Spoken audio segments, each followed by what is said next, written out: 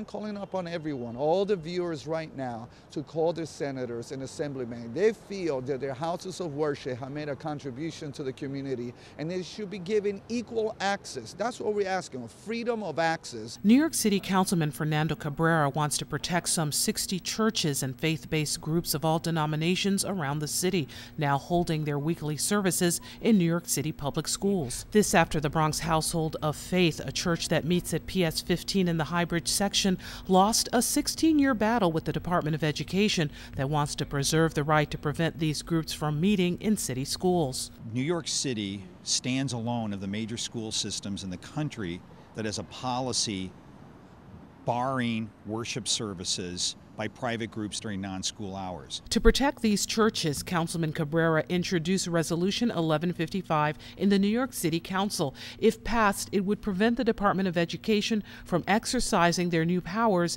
in banning churches from meeting on their facilities. What are we teaching our children? That there's something wrong with houses of worship, that they can't rent from a public school? Two words really describe their decision: discrimination and secularization. Pastor Bill Devlin is from Manhattan Bible Church. He maintains that faith-based groups and churches like the Bronx Household of Faith are being unfairly targeted, while other organizations are able to freely operate. They rent to the Boy Scouts, but last time I checked, girls can't join the Boy Scouts.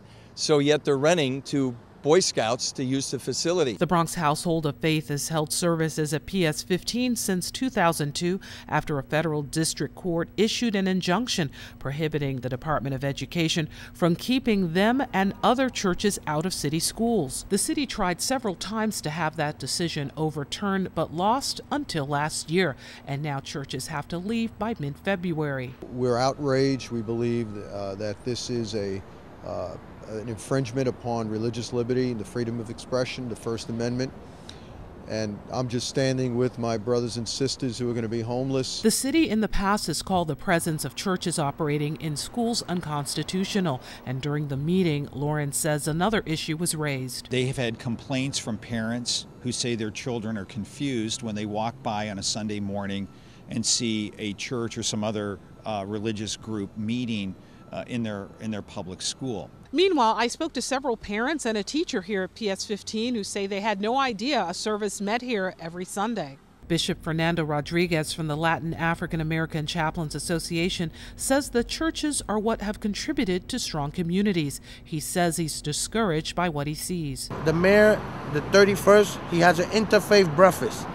I'm not even going. Every year I will go. This year I'm not going. I would urge everybody else not to go. The hope is that this meeting will move the city to allow them to extend their time in these schools at least through the end of the year while they find a different location. For BronxNet, this is Arlene Makoko.